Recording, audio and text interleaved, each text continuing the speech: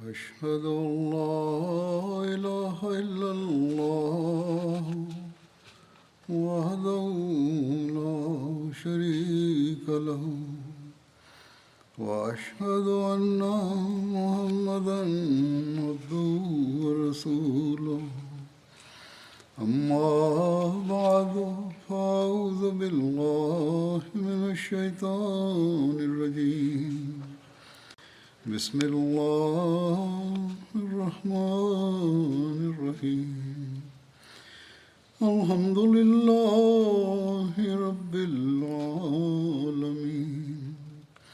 الرحمن الرحيم مالك يوم الدين إياك نعبد وإياك نستعين اهدنا الصراط المستقيم صراط الذين أنعمت عليهم غير المغضوب عليهم ولا الضالين. Eerder werden verslagen over de incidenten die plaatsvonden na de slag van Badr vermeld. Door het leren over deze gebeurtenissen komen we meer te weten over het leven en karakter van de heilige profeet sallallahu alaihi wasallam. En tegelijkertijd leren we ook historische feiten.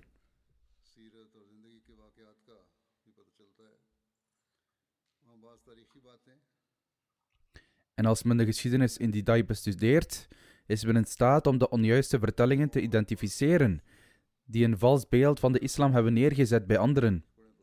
De tegenstanders van de islam maken misbruik van deze incidenten om de islam te belasteren. Aan de andere kant gebruiken extremistische moslims dit om hun doelen te bereiken. In ieder geval, van de incidenten die ik vandaag zal presenteren, is de eerste die van Umair bin Wahab, die van Mekka naar Medina reisde na de slag van Badr, om de heilige profeet sallallahu alaihi wasallam te doden en om de nederlaag van de afgodendienaars te wreken. Echter, het besluit van Allah was voor iets anders. En hij kreeg de gelegenheid om de islam te accepteren. Hierover staat in detail opgetekend dat Wahab bin Umair tot de gevangenen van Badr behoorde, die later de islam aanvaarde. Rifa bin Rafi nam hem gevangen. Zijn vader, Umair bin Wahab, was een van de leiders van de Quraysh, die de heilige profeet sallallahu alaihi wasallam en zijn metgezellen in Mekka veel pijn hadden aangedaan.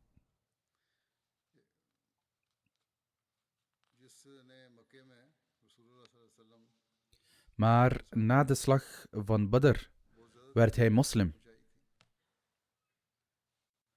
De details zijn als volgt.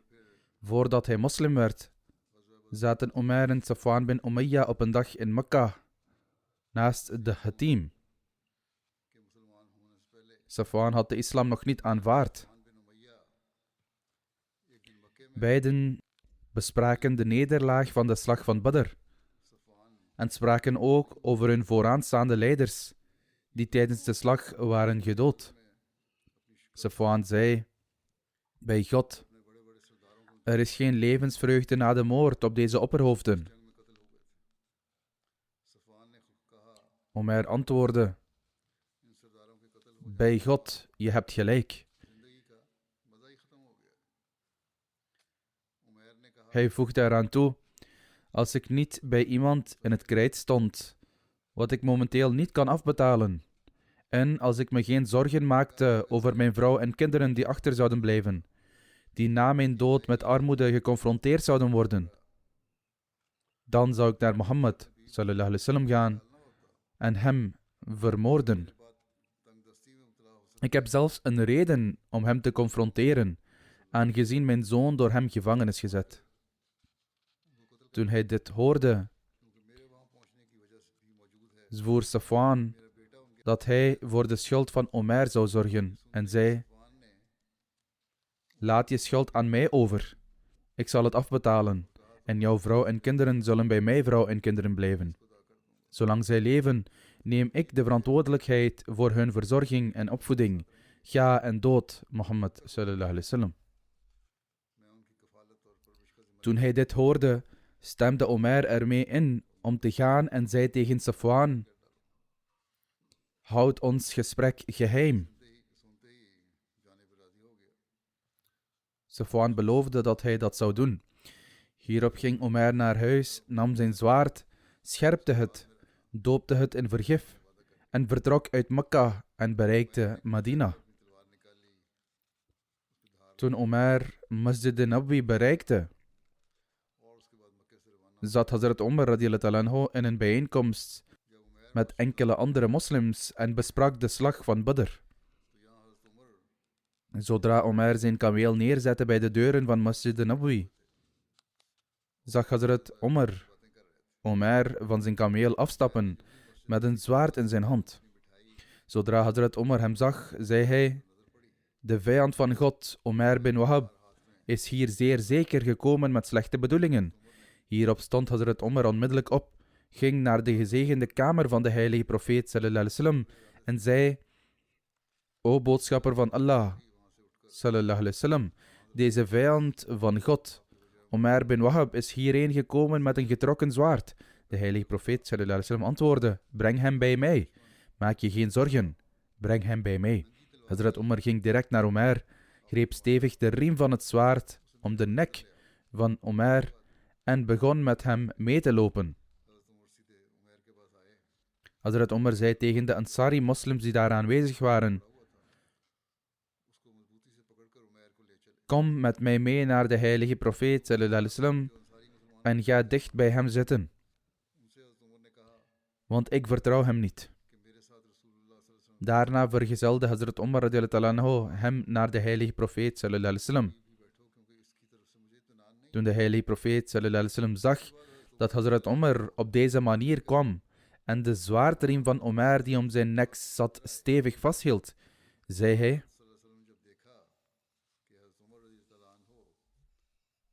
Omar, laat hem gaan. Hij zei toen: Omer, kom dichterbij. Omer naderde hem dus en begroette hem met de gewoonte van de dagen van onwetendheid.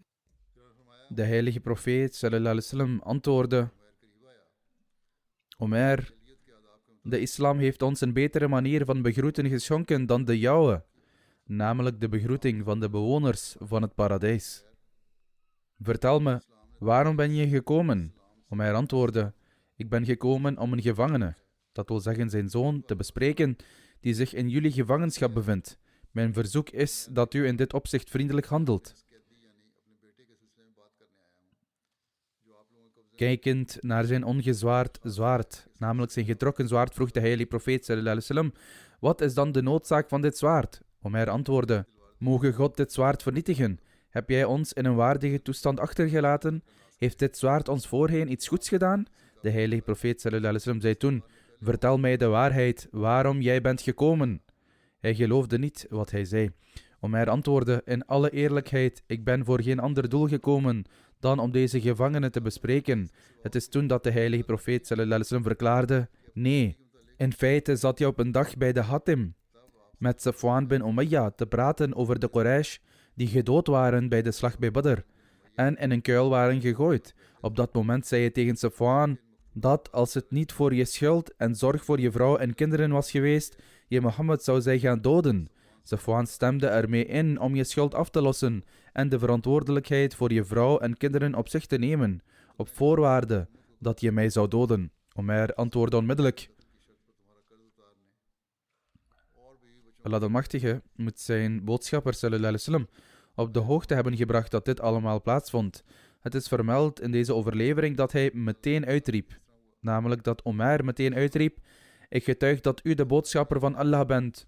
O boodschapper van Allah, wij loochenden wat u van de hemel hebt ontvangen en wat aan u is geopenbaard. Wat deze zaak betreft, op dat moment was er niemand aanwezig bij de hatim behalve Safwan en ik. Nog wist iemand van ons gesprek. Daarom, bij God, had niemand anders dan Allah Almachtig u hierover kunnen informeren.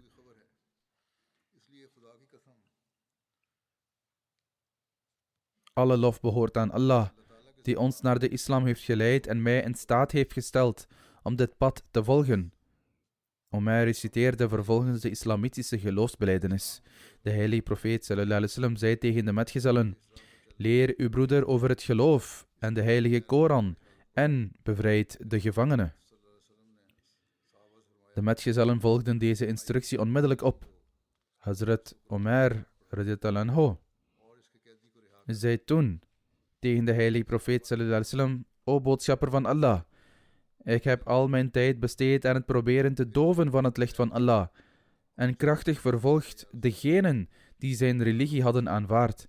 Ik verlang nu van u dat u mij toestaat om naar Mekka te gaan, om de mensen daar tot Allah te roepen en hen uit te nodigen tot de islam. Misschien zal Allah Almachtig hen leiden. Zo niet, dan zal ik hen kwellen voor hun afgoderij, net zoals ik u en uw metgezellen kwelde voor het accepteren van de islam. De heilige profeet sallallahu alaihi wasallam stond hem dus toe om naar Mekka te gaan. Hij stond hem niet toe om hen kwaad te doen, maar juist om tot hen te prediken. Daarom keerde hij terug naar Mekka en zijn zoon Wahab bin Omer aanvaardde ook de islam. Nadat Omer uit Mekka was vertrokken, begon Safwan tegen de mensen te zeggen: ik verkondig jullie de blijde tijding van een gebeurtenis die spoedig zal plaatsvinden en die jullie de tragedie en de ellende van de slag van Badr zal doen vergeten. En Safwan informeerde bij de karavanen die binnenkwamen naar Omer.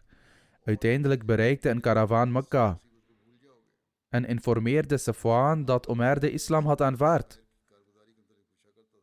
Safwan zwoer dat hij nooit meer met hem zou spreken, noch iets goeds voor hem zou doen.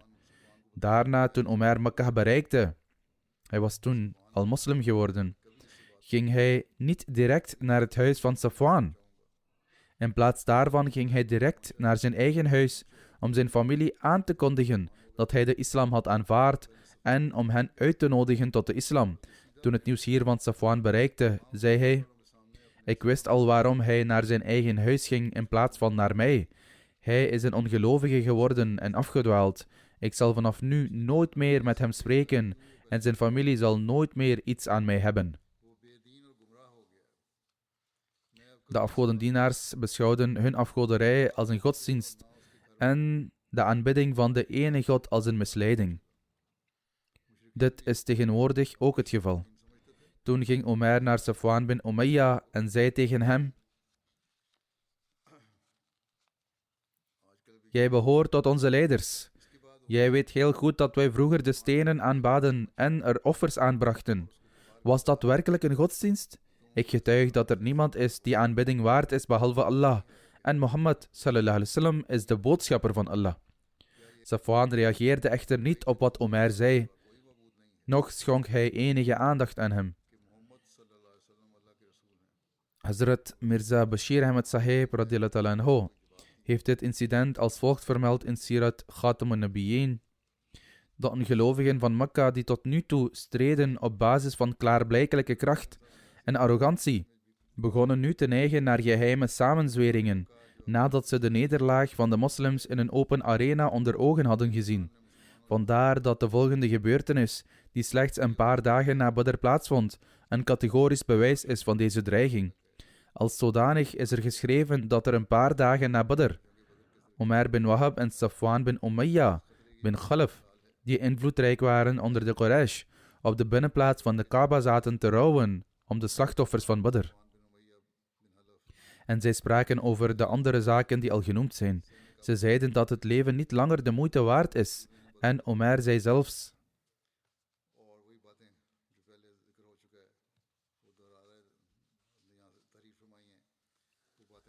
ik ben bereid om mijn leven in gevaar te brengen, maar de gedachte aan mijn kinderen en schulden weerhoudt mij.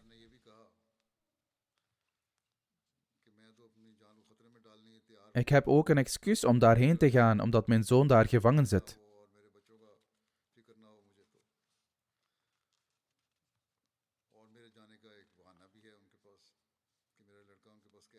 Toch stemde Safwan er daarmee in om zijn schuld te betalen en voor zijn kinderen te zorgen, zoals al eerder is gezegd.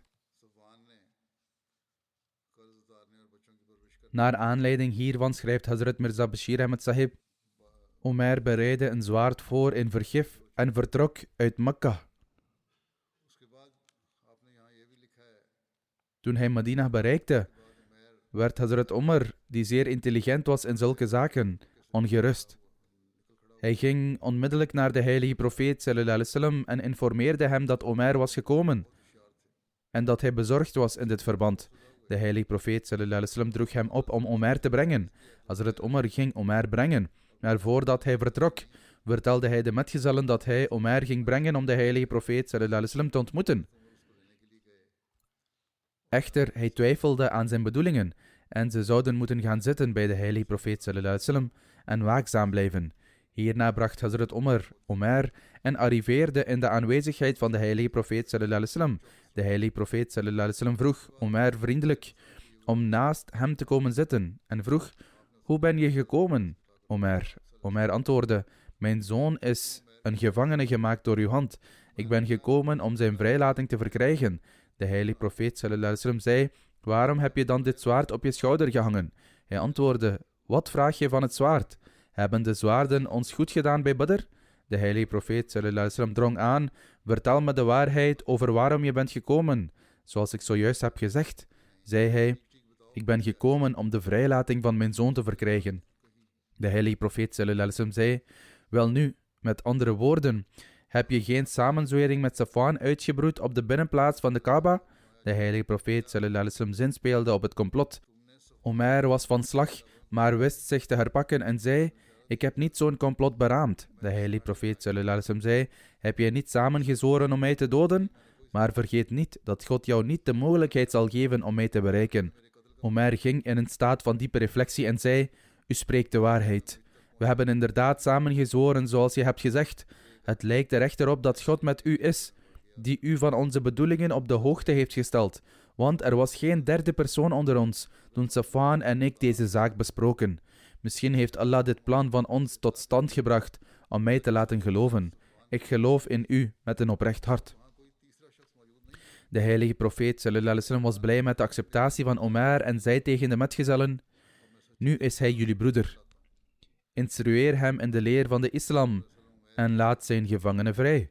Daarom werd Omer bin Wahab een moslim en het duurde niet lang voordat hij duidelijk vooruitgang boekte in zijn geloof en oprechtheid. Uiteindelijk werd hij zo gegrepen door het licht van de waarheid dat hij er bij de heilige profeet sallallahu alaihi wasallam op aandrong hem toe te staan naar Mekka te gaan, zodat hij daar aan de mensen kon prediken.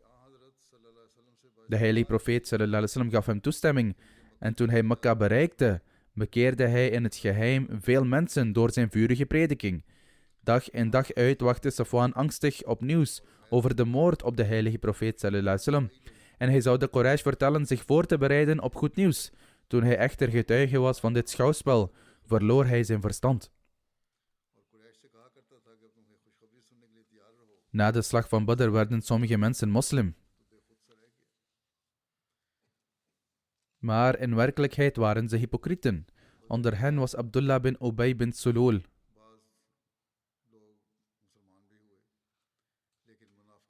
In zijn commentaar op de versen 9 en 10 van Surat al-Baqarah schrijft Allama ibn Kathir: Na het incident van Badr, toen Allah de Almachtige de opperheerschappij had verleend aan zijn kalima en daarbij de islam en de moslims had geëerd, wenste Abdullah bin Ubay bin Sulul, die de leider was van de Banu Khazraj van Medina en in het tijdperk van onwetendheid de leider was van de Aus als de Khazraj-stammen, over de mensen te heersen.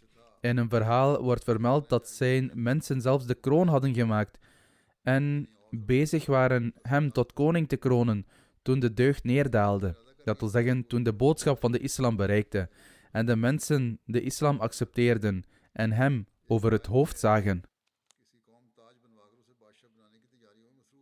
Om deze reden nam hij de islam en zijn volgelingen kwalijk vanuit de grond van zijn hart, vanuit de diepte van zijn hart.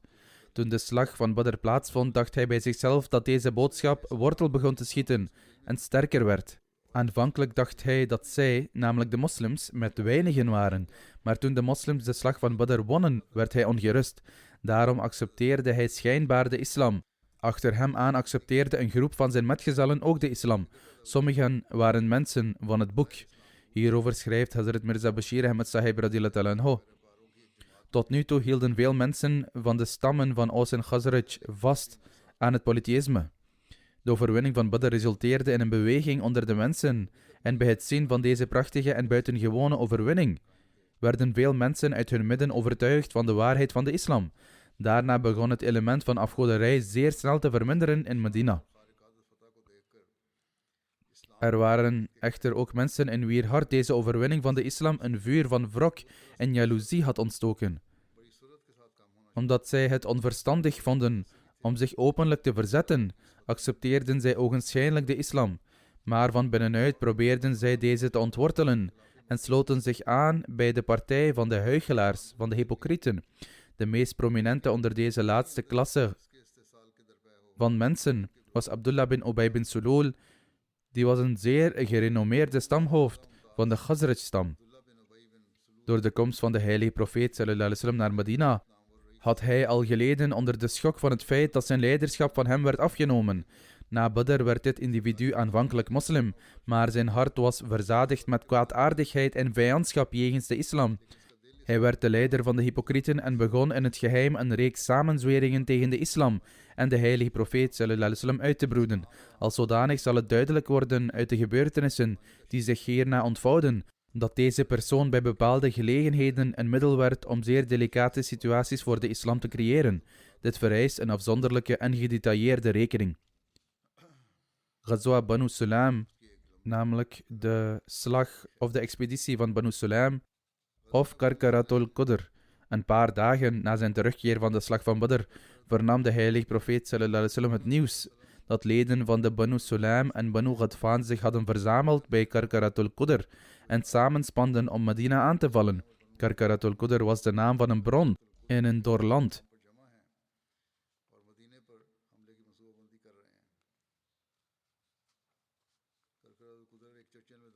Dit gebied lag in Najd op de route tussen Mekka en Syrië en was 96 mijl van Medina verwijderd. Na het ontvangen van dit nieuws nam de heilige profeet sallallahu alaihi wasallam het besluit om naar de Banu Sulaim en de Banu Ghadfan te marcheren en hun kwade plannen volledig te dwarsbomen. De heilige profeet sallallahu alaihi wasallam nam een leger van 300 man en ging op weg naar Karkaratul Qudr.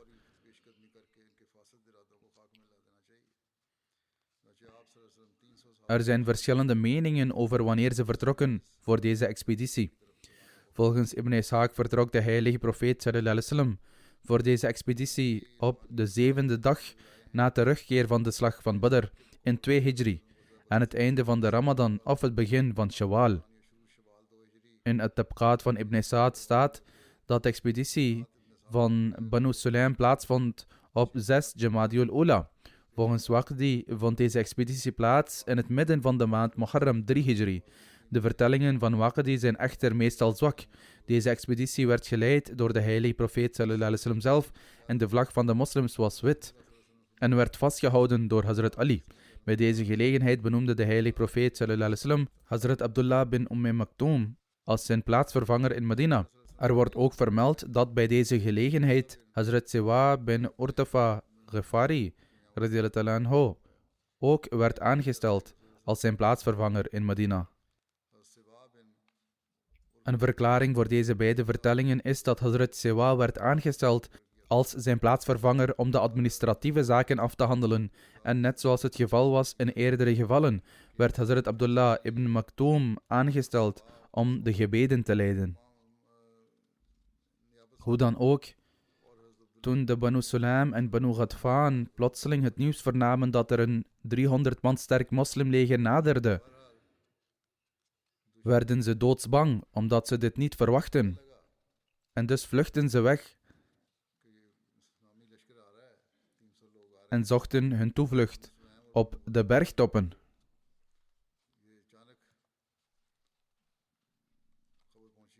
Toen de heilige profeet sallallahu alaihi wasallam samen met zijn leger de vallei van Qudr bereikte, zag hij de voetafdrukken van de kamelen en ook een reservoir.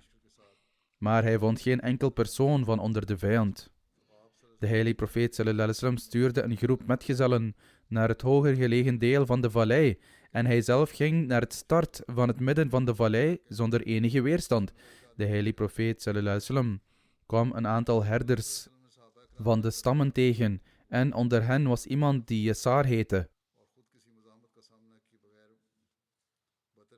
De heilige profeet sallallahu alaihi wasallam informeerde bij hem naar de mensen van Sulaim en Ghadfan. En hij antwoordde: ik heb geen kennis over hen. Ik geef gewoon water voor de kamelen. Sommigen van hen krijgen water op de 5e en sommigen krijgen water op de 4e dag. De lokale bevolking is naar het hoger gelegen deel van de bergen gegaan, waar de waterbronnen zijn. Wij zijn echter bij de kudde kamelen gebleven en hebben ons niet met hen ingelaten. Aangezien deze mensen waren gekomen met de intentie om oorlog te voeren en deze kamelen deel uitmaakten van hun proviand, daarom werden de kamelen en de herders gevangen genomen. De heilige profeet sallallahu alaihi wasallam bleef daar 3 nachten en volgens een andere overlevering bleef hij daar 10 nachten. Maar hoe lang de heilige profeet sallallahu alaihi wasallam daar ook bleef, niemand had de moed om de heilige profeet sallallahu alaihi wasallam uit te dagen.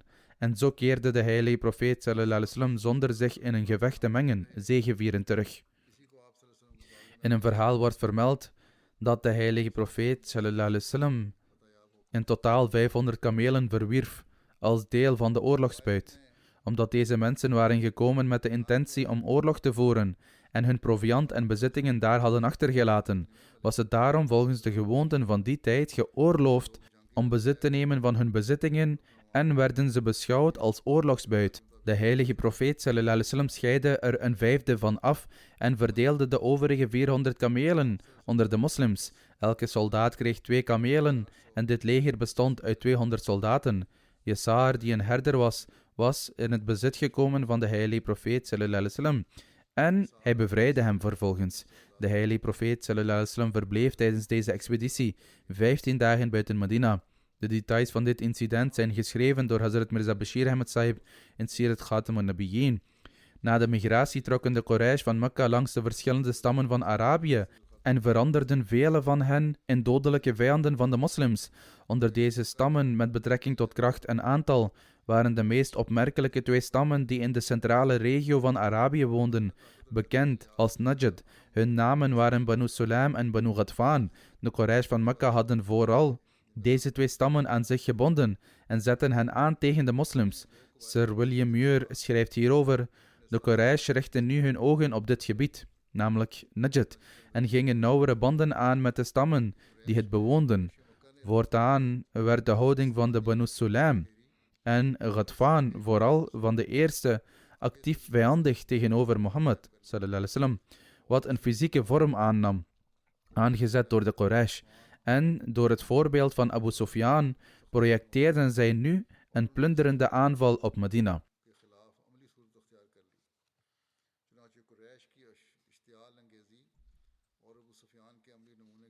Hij is een Orientalist, maar desondanks accepteerde hij dat zij allen hun krachten bundelden en Medina wilden aanvallen. Daarom werden ze echter op dezelfde manier behandeld en wat er aan oorlogsbuit werd gewonnen was rechtmatig. Niettemin zegt Hazrat Mirza Bashir Ahmed Sahib verder: toen de heilige profeet sallallahu alaihi wasallam terugkeerde van Badr, was het nog maar een paar dagen geleden sinds zijn aankomst in Medina.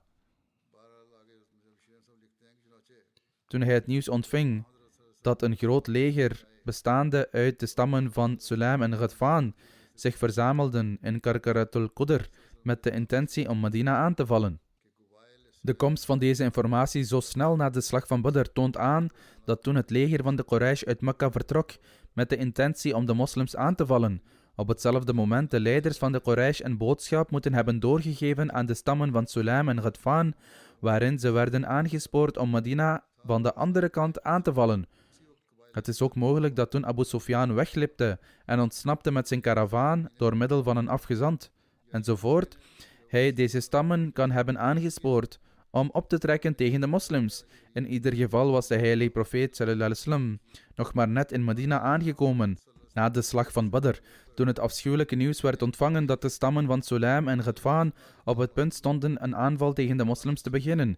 Bij het ontvangen van dit nieuws als een preventieve maatregel verzamelde de heilige profeet sallallahu alaihi wasallam onmiddellijk een troepenmacht van de metgezellen en ging op weg naar Najd. Maar toen de heilige profeet sallallahu alaihi wasallam na een zware reis van vele dagen de Karkara, dat wil zeggen de verlaten vlakte, bereikte van een plaats die bekend stond als Qudr, ontdekte hij dat de mensen van de Banu Sulaim en Banu Ghatfan na het nieuws van de op handen zijnde komst van de moslims hun toevlucht hadden gezocht in de nabijgelegen bergen. De heilige profeet sallallahu alaihi wasallam zond een groep moslims uit om hen te zoeken en ging zelf naar het hart van de vallei, maar er werd geen spoor van hen gevonden. Wel vonden ze een grote kudde kamelen grazend in de nabijgelegen vallei die aan hen toebehoorde, en volgens de wetten van de oorlogsvoering namen de metgezellen deze in beslag.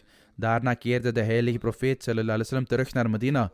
De herder van deze kamelen was een slaaf genaamd Yasar, die samen met de kamelen gevangen was genomen. Deze persoon werd zo diep beïnvloed door het gezelschap van de heilige profeet sallallahu alaihi wasallam, dat hij na korte tijd moslim werd, hoewel de heilige profeet sallallahu alaihi wasallam hem volgens de gewoonte bevrijdde. Als een daad van welwillendheid verliet hij de dienst van de heilige profeet sallallahu alaihi wasallam nog steeds niet tot zijn laatste adem.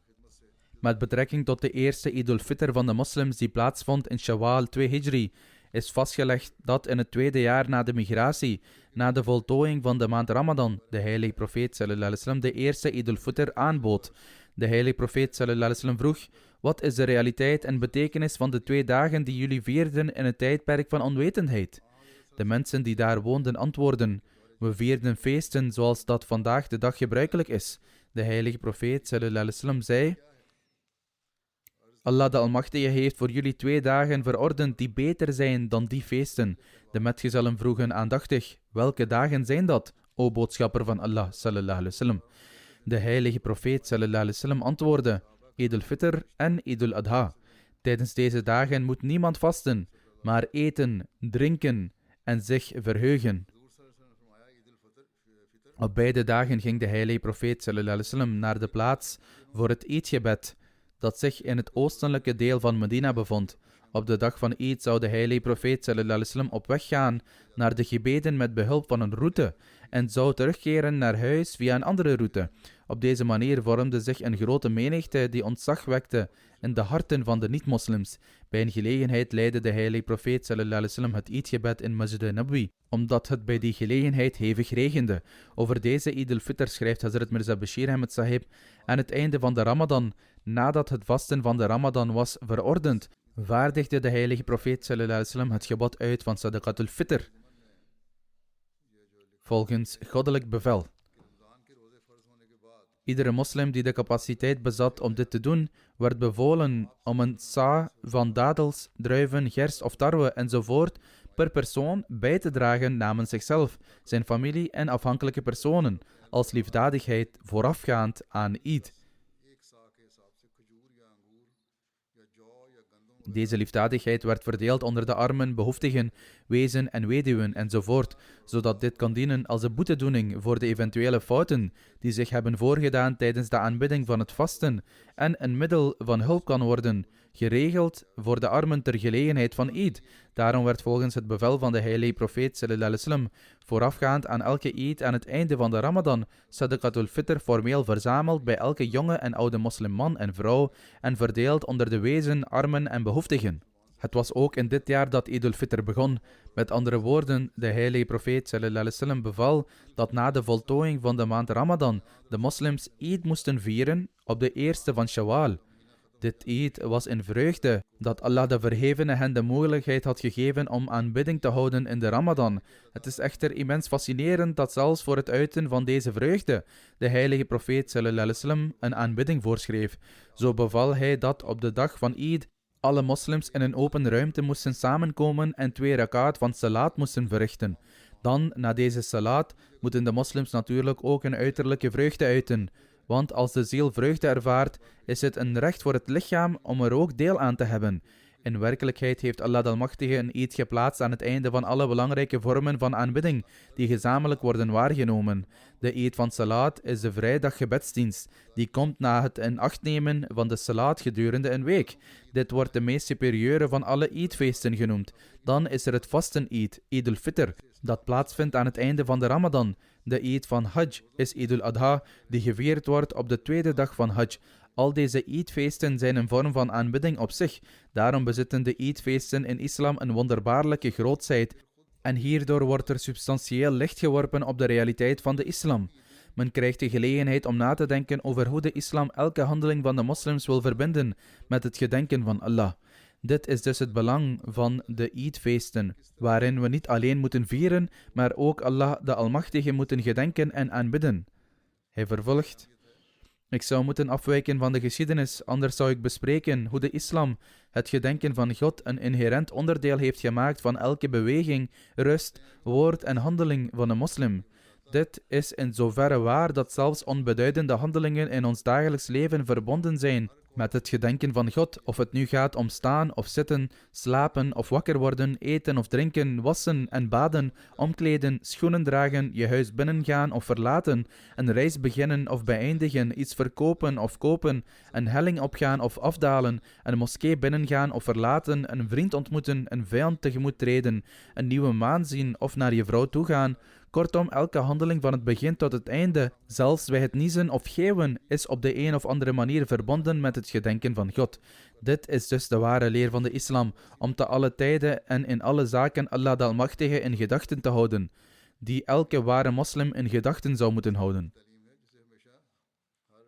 Het is niet verwonderlijk dat de Arabische ongelovigen in zo'n toestand over de heilige profeet sallallahu alaihi wasallam, die eigenlijk deze leer bracht, al volgens de ongelovigen, die het bezwoer.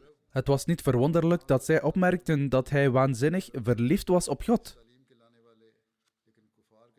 In werkelijkheid kan een werelds persoon zulke gevoelens niet als iets anders dan waanzin beschouwen, maar iedereen die werkelijk de realiteit van zijn bestaan heeft begrepen, weet dat dit juist de zin van het leven is. Het ware leven bestaat uit het altijd gedenken van de Almachtige God. In de tijd tussen de slag van Badr en de slag van Uhud zijn er twee voorvallen genoemd die onwaarschijnlijk zijn. Zelfs als men een vluchtige blik werkt op deze incidenten, is het duidelijk en evident dat ze verzonnen zijn. Het eerste incident is de moord op Asma bint Marwan. Er wordt gezegd dat zij werd vermoord. En in de context van dit incident wordt er ook melding gemaakt van Hazrat Umar bin Adi Khitmi, die een blinde metgezel was van de heilige profeet sallallahu alaihi wasallam. Hazrat Umar was de eerste moslim onder de Banu Khitma-stam. In het tweede jaar na de migratie, toen er nog 5 nachten over waren in de maand Ramadan, stuurde de heilige profeet sallallahu alaihi wasallam Umar bin Adi Khitmi naar Asma bint Marwan, een Joodse vrouw die getrouwd was met Marsad bin Zaid bin Hisan Ansari, die de islam had aanvaard. Er wordt beweerd dat het bevel om Asma bint Marwan te doden werd gegeven omdat ze de islam belasterde. Dit is wat er wordt beweerd, dat hij werd gestuurd omdat ze vulgaire taal gebruikte tegen de islam en dat ze mensen ophitste tegen de heilige profeet sallallahu alaihi wasallam en vernederende poëzie zou reciteren. Volgens een overlevering gooide deze vrouw vuile kleren in de moskee van de profeet sallallahu alaihi wasallam. Om dit verhaal kracht bij te zetten, werd in het verhaal ook vermeld dat ze op deze manier de heilige profeet sallallahu alaihi wasallam en de moslims pijn zou doen. Hazrat Umar ging haar huis binnen in de duisternis van de nacht volgens dit voorval, op instructie van de heilige profeet sallallahu alaihi wasallam. Haar kinderen lagen om haar heen te slapen en ze was een van haar kinderen melk aan het geven. Umar keek waar ze was en nam het kind van haar weg. Hij trok zijn zwaard naar haar borst en stak het met volle kracht in haar, waarbij hij haar rug doorboorde. Hierna keerde Umar bin Adi terug naar Medina en verrichtte het ochtendgebed bij de heilige profeet sallallahu alaihi wasallam. Toen de heilige profeet sallallahu alaihi wasallam zijn gebed beëindigde en opstond, vonden zijn ogen Umar. De heilige profeet sallallahu alaihi wasallam vroeg hem of hij de dochter van Marwan had gedood, waarop hij bevestigend antwoordde en vroeg: zal ik worden beschuldigd van de zonde van haar moord? Dit is wat hij toen vroeg. Aan de ene kant wordt gemeld dat de heilige profeet sallallahu alaihi wasallam hem had gestuurd en aan de andere kant vraagt hij of hij verantwoordelijk zou worden gehouden voor de moord. De heilige profeet sallallahu alaihi wasallam antwoordde: door een ongewoon Arabisch gezegde te zeggen: zelfs twee geiten zouden geen ruzie maken over deze zaak. Dat wil zeggen, de moord op die vrouw was zo'n onbeduidende zaak dat zelfs een tegenstander er geen bezwaar tegen zou hebben. Het is vastgelegd dat dit spreekwoord nooit door iemand anders dan de heilige profeet sallallahu alaihi wasallam is gezegd.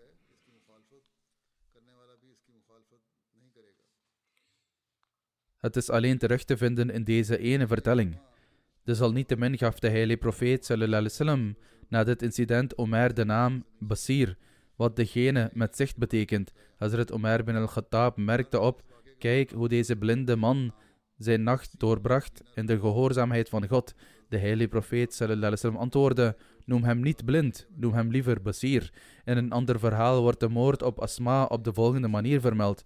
Toen de heilige profeet sallallahu alaihi wasallam besloot dat Asma bint Marwan gedood moest worden, vroeg hij de mensen: is er iemand die ons van deze vrouw kan verlossen? Hierop zei Omer bin Adi: ik zal de verantwoordelijkheid op me nemen om deze taak te volbrengen. Hierna ging hij naar haar toe, op het moment dat zij dadels aan het verkopen was. Wijzend naar de dadels voor hem, vroeg hij haar: heb je dadels die beter zijn dan deze? Ze antwoordde bevestigend en ging toen naar huis binnen en bukte zich om wat dadels op te rapen. Omer keek naar rechts en links, sloeg haar toen op het hoofd en doodde haar. Het was toen dat de heilige profeet sallallahu alaihi wasallam zei: als jullie een man willen zien die Allah en zijn boodschapper hielp, kijk dan naar Omer bin Adi. In een ander verhaal wordt vermeld dat toen de heilige profeet sallallahu alaihi wasallam het wettig verklaarde om Asma bint Marwan te doden, Hazrat Omer een eed zwoer dat als Allah de Almachtige de heilige profeet sallallahu alaihi wasallam veilig terugbracht naar Medina na de slag van Badr, hij Asma zou doden. Hij was van plan om haar te doden na terugkeer van de strijd. Toen de heilige profeet sallallahu alaihi wasallam terugkeerde naar Medina na de overwinning van Badr, ging Hazrat Omer naar Asma's huis en doodde haar om zijn eed te vervullen. Volgens een verhaal, toen Hazrat Omer terugkeerde naar zijn buurt, na het doden van Asma bint Marwan, was haar zoon zijn moeder aan het begraven, met een groep anderen. Toen ze Omer zagen, vroegen ze hem of hij haar had gedood. Hij antwoordde bevestigend en zei toen: dat is, jullie allen, spant tegen mij samen en geeft mij geen uitstel. Ik zweer bij degene die mijn leven beheerst, dat als jullie je allemaal bij elkaar voegen en de woorden uitspreken die deze vrouw uitsprak, ik al jullie halzen zal afsnijden totdat ik de marteldood bereik of jullie naar de hel stuur. Vanaf die dag verspreidde de islam zich onder de Banu Khitma-stam, want tot dan toe verborgen degenen die de islam onder hen hadden aanvaard hun geloof.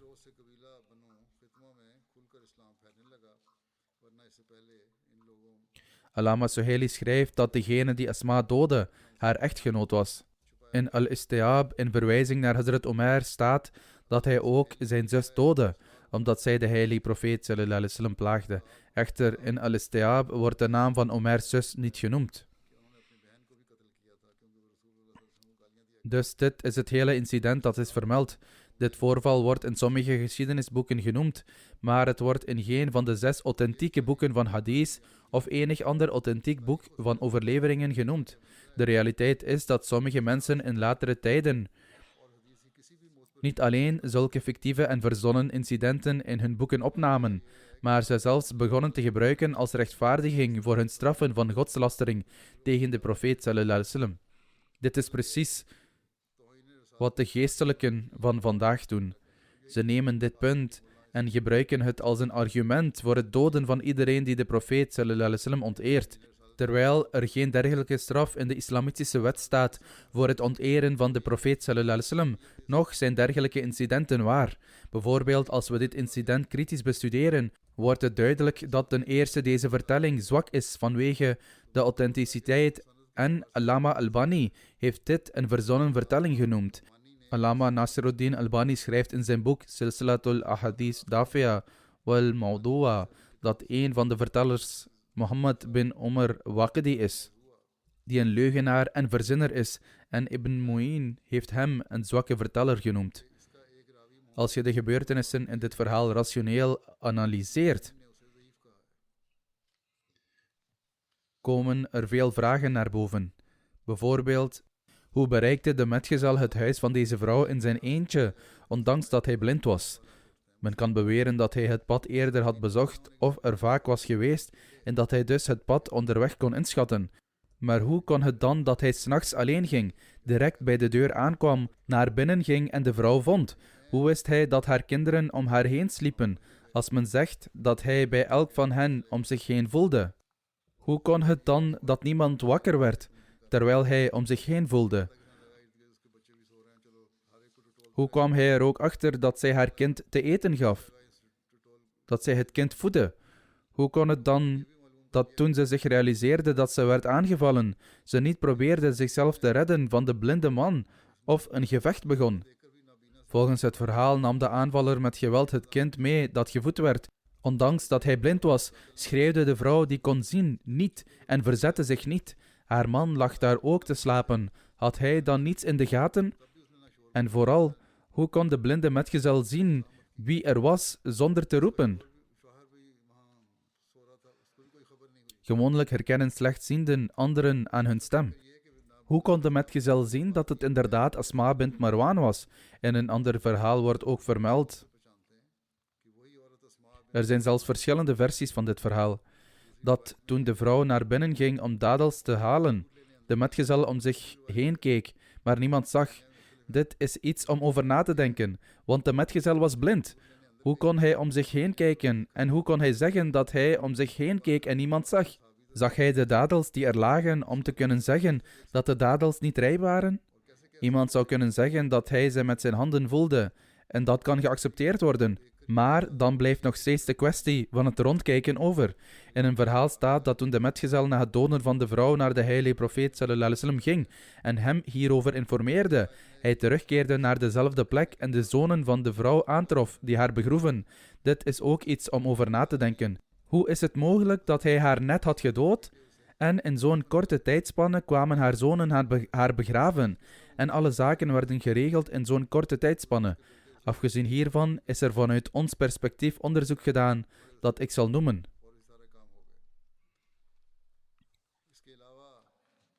Er zijn andere tegenstrijdigheden die bewijzen dat dit incident fictief en verzonnen is. De meeste vertellingen noemen de naam van de vrouw Asma bint Marwan, terwijl ze volgens de auteur van Al-Istiab niet Asma was, maar Omers zus, bint Adi. Ten tweede, in de meeste gevallen is de naam van de aanvaller genoteerd als Omer bin Adi, maar er zijn andere gevallen waar het is genoteerd als Amr bin Adi. Terwijl volgens Ibn Durayd de naam van de aanvaller Ghishmir was. Volgens sommige andere verhalen was geen van deze namen de naam van de aanvaller, maar doodde iemand van de stam van de vrouw haar toen ze dadels verkocht. Volgens Ibn Sa'd vond de moord midden in de nacht plaats, terwijl in Zurqani's verhaal staat dat het overdag of 's avonds gebeurde, omdat volgens het verhaal het doelwit op dat moment dadels verkocht. Er zijn ook tegenstrijdigheden over hoe de misdaad werd gepleegd, of ze werd gewurgd, in de maag gestoken met een dolk, of ze 's nachts werd gedood terwijl ze sliep, of dat ze onder het voorwendsel van het verkopen van dadels naar haar huis werd gevolgd en daar werd gewurgd. Dan, volgens Sirat ibn Hisham, werd ze een hypocriet toen Abu Ufuq werd gedood. Dit geeft aan dat ze eerder een moslim was en een hypocriet werd toen ze hoorde over de moord op Abu Ufuq. Als ze hiervoor een moslima was, hoe kon ze dan godslasterlijke gedichten over de heilige profeet sallallahu alaihi wasallam hebben geschreven en de moskee niet hebben gerespecteerd?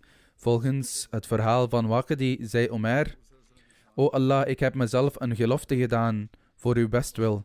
Als ik terugkeer naar Medina met de heilige profeet sallallahu alaihi wasallam, dan zal ik haar zeker doden. Maar volgens Daira Ma'arif Sirat Muhammad Rasulullah sallallahu alaihi wasallam was hij blind, waardoor hij niet kon deelnemen aan de slag van Badr.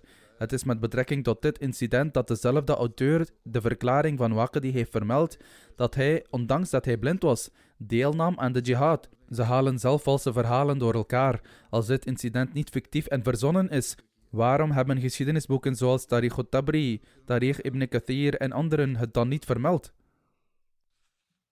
Het is slechts kort vermeld in bepaalde boeken zoals At-Tabqat al-Kubra door Ibn Sa'd enzovoort. Er zijn sommigen die dit incident kort hebben vermeld.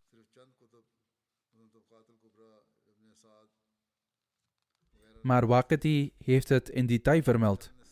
Dit voorval wordt niet vermeld in de boeken van hadith, terwijl de schrijvers van de boeken van hadith alle vertellingen hebben opgenomen die zijn toegeschreven aan de heilige profeet sallallahu alaihi wasallam. Waarom is dit voorval er dan niet in opgenomen? Dan, volgens deze vertelling, als de heilige profeet sallallahu alaihi wasallam zelf de metgezel stuurde om deze vrouw te doden, waarom ging de metgezel dan verder met de heilige profeet sallallahu alaihi wasallam te vragen of hij gestraft zou worden voor het doden van haar, zoals ik eerder heb vermeld? Als dit incident had plaatsgevonden, dan zou het Joodse volk zeker hebben beweerd dat de moslims hun verdrag hadden geschonden door Asma bint Marwan te doden en hebben geprobeerd de vrede van Medina te verstoren. Historici zoals de schrijvers van Ar-Rawd al-Unuf en Tariq al-Tabri zijn het er echter over eens dat het eerste conflict tussen de moslims en het Joodse volk de expeditie van Banu Qaynuqa was. Er was dus geen reactie van het Joodse volk. Als zodanig bewijzen deze factoren dat dit incident zeer twijfelachtig is. In feite is het volledig onjuist. Extremistische geestelijken, molwis, hebben belang gehecht aan deze incidenten en daarmee de mooie leerstellingen van de islam belasterd. Vandaag de dag verzinnen ze soortgelijke verhalen om hun extremische activiteiten tegen Ahmadis uit te voeren en deze geestelijken zetten anderen ook aan tot actie. Het tweede incident is vergelijkbaar met dit. Ik zal het in de toekomst vermelden, als God het wil. Het is ook duidelijk bewezen dat dit niet waar is.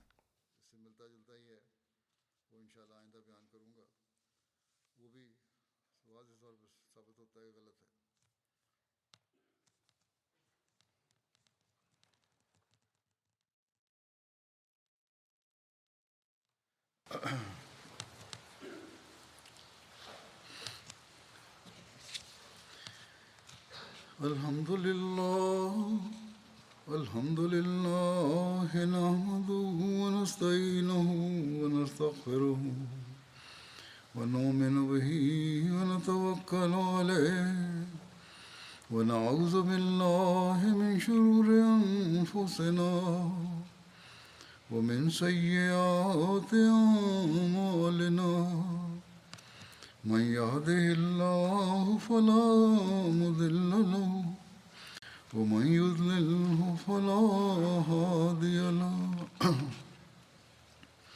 ونشهد أن لا إله إلا الله ونشهد أن محمدا عبده ورسوله عباد الله رحمكم الله إن الله يأمر بالعدل والإحسان وإيتاء ذي القربى وينهى عن الفحشاء والمنكر والبغي يعظكم لعلكم تذكرون اذكروا الله يذكركم وادعوه يستجب لكم ولذكر الله أكبر